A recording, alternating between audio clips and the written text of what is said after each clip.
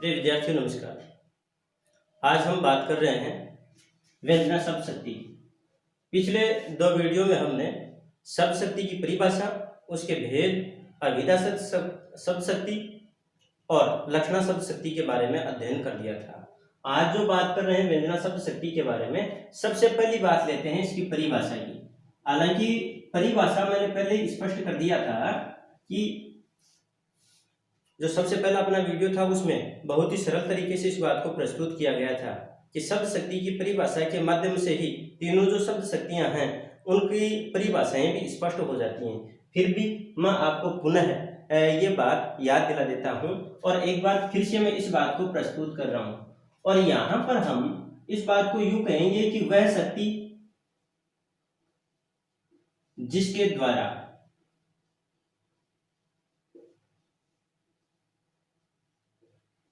शब्द में निहित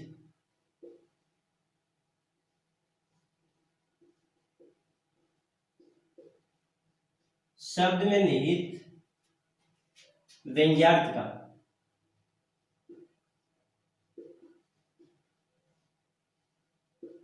बोध होता है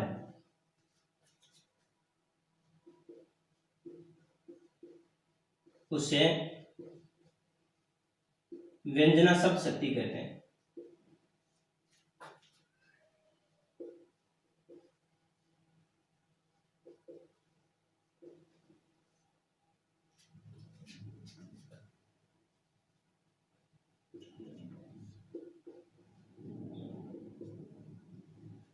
इसी बात को हम यह भी कह सकते हैं कि जब मुख्यार्थ में बाधा उत्पन्न हो, लक्ष्यार्थ के आधार पर भी अर्थ ग्रहण नहीं किया जाता और कोई तीसरा ही कोई अर्थ ग्रहण किया जाता है और वहां पर व्यंजना शब्द शक्ति होती है।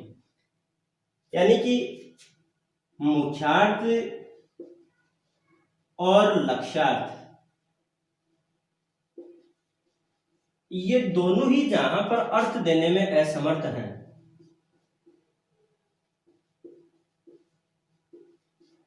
और वक्ता के द्वारा कही गई जो बात है उसका, यानी कि वक्ता के द्वारा कही गई जो बात है उसका श्रोता कोई अन्य अर्थ लेता है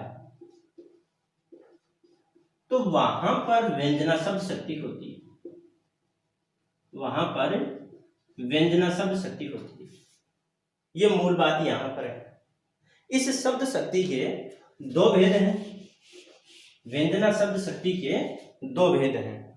पहला जो भेद है वो है शाब्दी व्यंजना, शाब्दी व्यंजना, और दूसरा जो भेद है वो है आर्थी व्यंजना,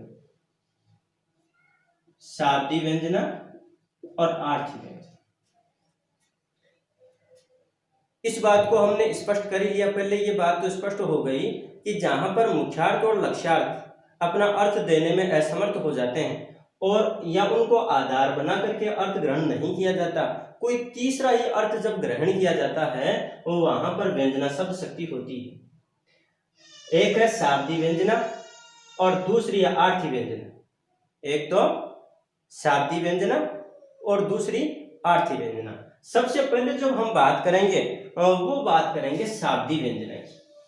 अब यहाँ पर शाब्दी व्यंजना का तात्पर्य यहाँ पर देखिए शब्द, यानी कि शब्द में जहां पर व्यंजना हो, शब्द में जहां पर व्यंजना हो और वहां पर शाब्दी व्यंजना होती है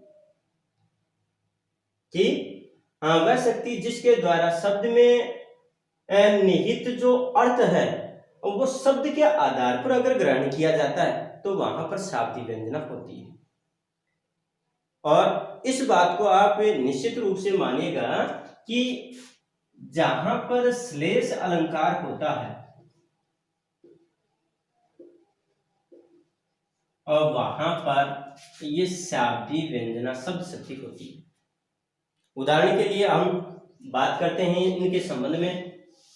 जैसे बहुत ही चिर परिचित उदाहरण ले रहा हूं कि पानी गए न उबरे, पानी गए न उबरे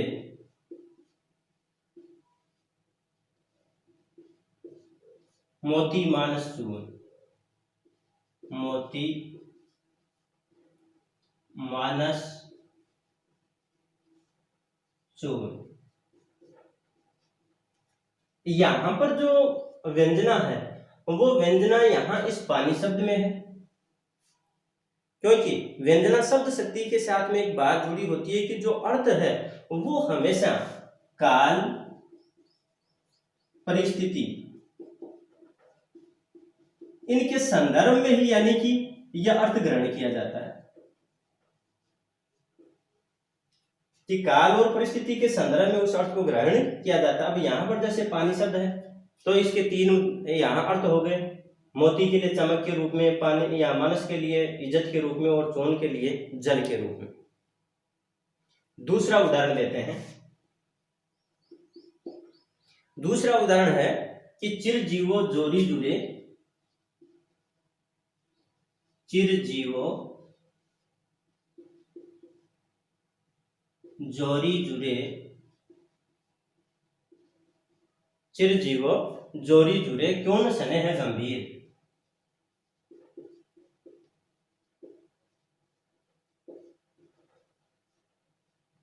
क्यों न सने है गंभीर, कोगठी, कोगठी ये वृष भानुजा,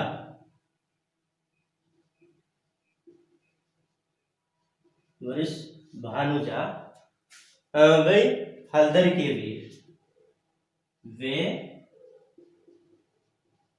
हलधर के वीर। अब यहां पर देखिए जो व्यंजना जो है वो यहां है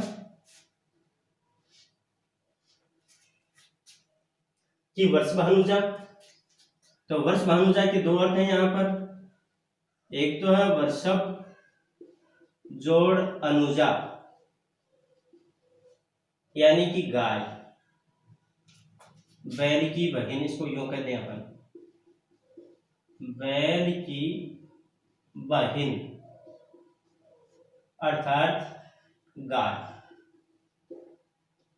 दूसरी बात यहां पर जो दूसरा अर्थ है वो आ जाता है वृष भानु जोड़ जा, वृष भानु की पुत्री राधा। और यहां पर जो हलधर है, इस हलधर के भी यानी कि दो अर्थ होते हैं, एक तो यहां पर है बैल और दूसरा है बलराम। तो यानी कि जो वक्ता का जो कहा गया जो कथन है उसका अगर अर्थ मुख्यार्थ और लक्ष्यार्थ से भिन्न चला जाए, कोई तीसरा ही वहां पर कोई अर्थ निकलता है, और वो भी काल और परिस्थिति के अनुसार अगर वो अर्थ अलग अलग निकल रहा है, तो वहां पर ये शाब्दी व्यंजना शब्द शक्ति होती है। इसका हम अगला जो उदाहरण है वो उदाहरण लेते हैं।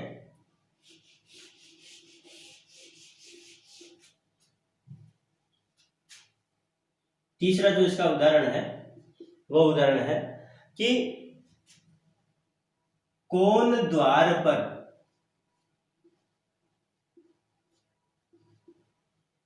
कौन द्वार पर, जवाब आता है मैं हरि राधे। कौन द्वार पर, कौन द्वार पर मैं हरि राधे।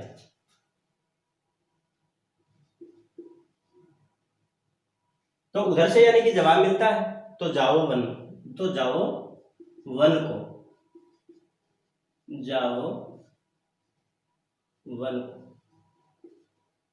अब यहां पर जो बात आ रही है ना वो बात यह है कि कौन द्वार पर, तो यहां से यानी कि जैसे जो श्री कृष्ण है वो राधा जी के घर पर जाते हैं और जो द्वार है वो खटखटाते हैं या खुलवाने के लिए आवाज लगाते हैं, तो भीतर से राधा जी पुकारती हैं कि द्वार पर कौन है। उधर से श्री कृष्ण वो जवाब दे रहे हैं कि मैं हरि अर्थात मैं कृष्ण। लेकिन यहां पर जो श्रोता अर्थात जो राधा जी हैं, उन्होंने इसका अर्थ कृष्ण न लेकर के, कृष्ण जो अर्थ है वो न लेकर के इसका अर्थ बंदर ले लिया। तो वो यहां पर कह रहे हैं यानी कि जब बंदर यहां पर है तो उसका यहां कोई काम नहीं है, उसे तो वन में जाना चाहिए। इस प्रकार से यानी कि जब जहां शब्द में चमत्कार हो वहां पर शाब्दी व्यंजना शब्द शक्ति होती है। इसका जो दूसरा जो भेद है उस भेद पर हम बात करते हैं फिर आर्थी व्यंजना। आर्थी व्यंजना, अब यहां बात ये आ गई जैसे कि शब्द में चमत्कार रहा, उस चमत्कार के आधार पर जब व्यंग्यार्थ ग्रहण किया जाता है वहां पर व्यंजना शब्द शक्ति और आर्थी व्यंजना शब्द शक्ति की बात आती है। तो यानी जब शब्द पर आधारित व्यंग्यार्थ ग्रहण न करके अर्थ के आधार पर जब व्यंग्यार्थ ग्रहण किया जाता है और वहां पर आर्थी व्यंजना शब्द शक्ति होती है। जैसे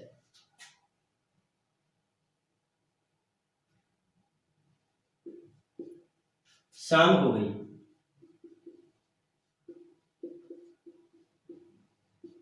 अब यहां पर एक बात है, इस व्यक्ति विशेष ने कहा यानी कि शाम हो गई, तो जितने भी जो श्रोता हैं उन्होंने अपने अपने तरीके से उसका अलग अलग अर्थ लिया।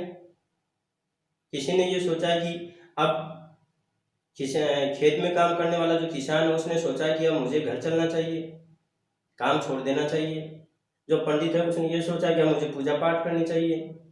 कहने का मतलब जो व्यक्ति जहां पर जिस रूप में जुड़ा हुआ है वो उसका उसी रूप में अर्थ ग्रहण करता चला गया है। दूसरा जो उदाहरण है इसका वो है जैसे कि सघन कुंज,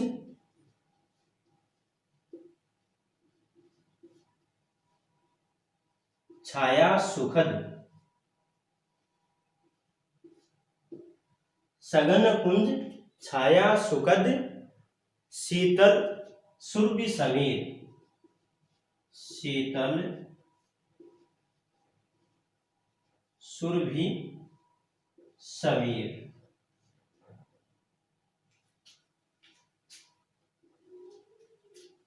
आगे इसमें कहा गया है कि मन हवे जातु अजो, मन हवे जात अजो,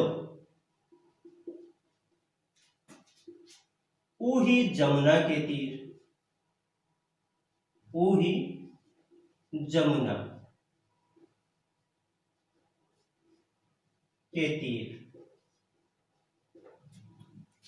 यहां पर यानी कि समझ लीजिए एक गोपी है तो वो श्री कृष्ण के साथ में बिताए हुए समय को याद करते हुए वो ये बात कहना चाह रही है कि मैं आज भी वो जो श्री कृष्ण की जो लीला स्थली है यमुना तट है वहां पर जाने पर मुझे सुख की अनुभूति होती है। उसी तरह से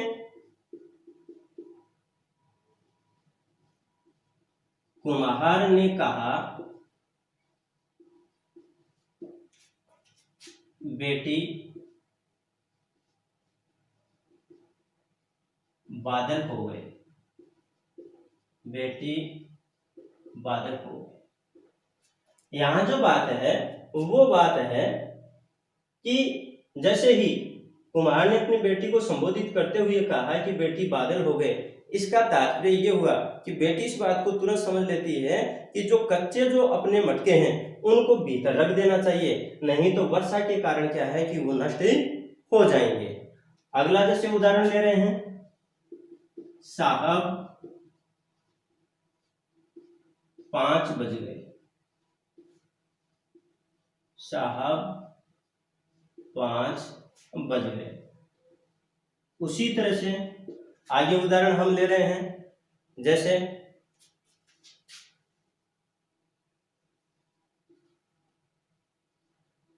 कंडक्टर ने कहा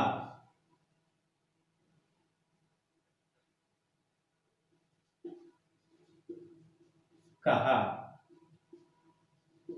दिल्ली दिल्ली दिल्ली। कंडक्टर किसी व्यक्ति विशेष को ये बात नहीं कह रहा है कि यानी ये जो बस है वो दिल्ली जा रही है, लेकिन अप्रत्यक्ष रूप से वो दिल्ली दिल्ली दिल्ली कह रहा है। इसका तात्पर्य ये है कि निश्चित रूप से जिसके लिए पुकार रहा है, यानी ये कंडक्टर जिस बस के लिए कह रहा है, ये बस निश्चित रूप से दिल्ली जाएगी। उसी क्रम में आगे हम और उदाहरण देखते हैं।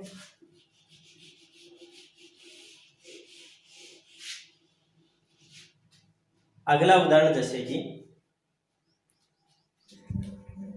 तन की अटरिया पर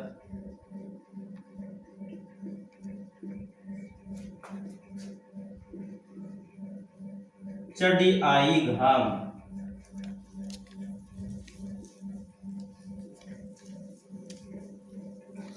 चढ़ी आई घाम। अगला जो उदाहरण है वो इस प्रकार से है कि सीता हरण की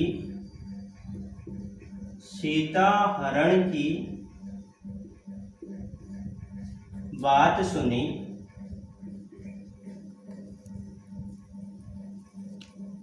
कहियो पितु सन जाई,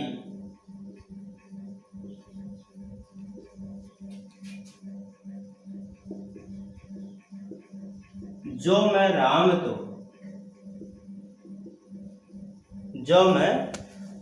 तो कुल सहित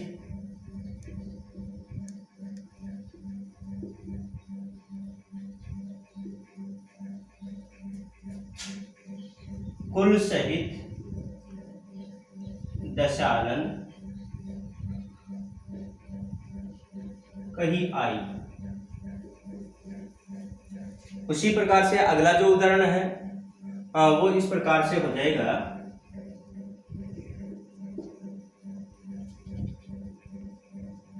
सुंदरता में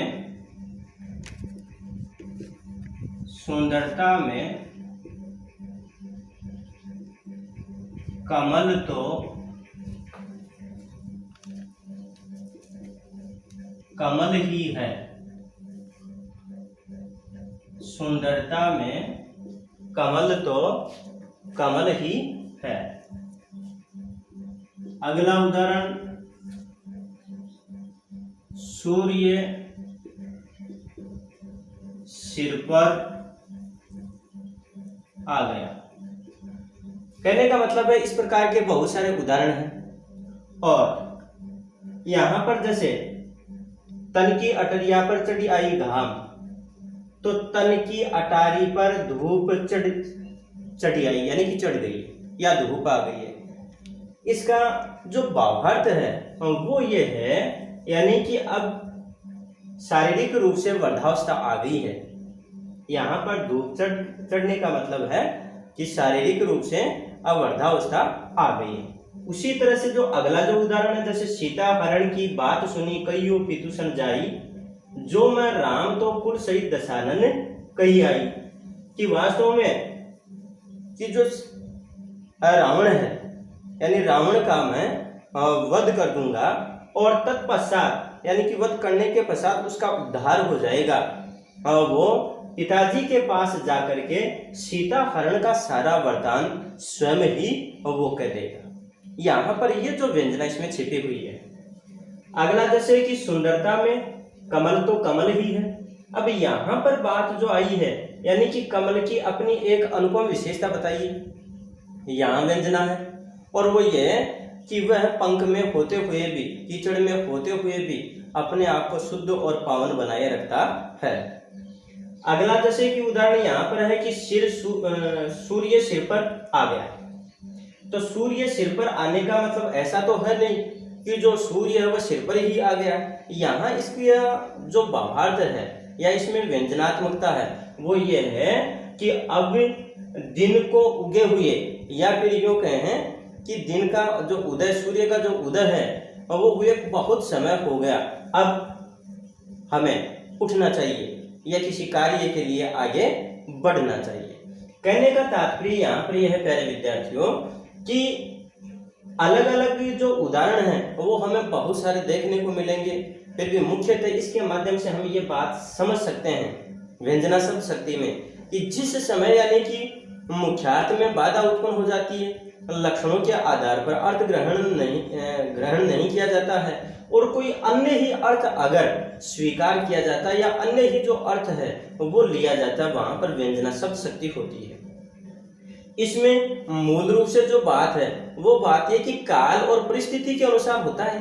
समय और परिस्थिति के अनुसार व्यक्ति अपने अपने अर्थ को ग्रहण करता है और तत्पश्चात यानी कि वो बात स्पष्ट होती है। इस प्रकार से यानी अपनी जो शब्द शक्ति वाला जो बिंदु है वो इसी के साथ पूर्ण हो गया। मैं ये मान के चलता हूँ कि आप लोगों के ये समझ में आया है और इसके लिए हमें फिर से जहाँ भी जरूरत पड़े तो फिर हमें यहाँ पर देखने की ज़रूरत है, समझने की ज़रूरत है। अब हम नए वीडियो के साथ फिर से मिलेंगे, तब तक के लिए नमस्कार, धन्यवाद।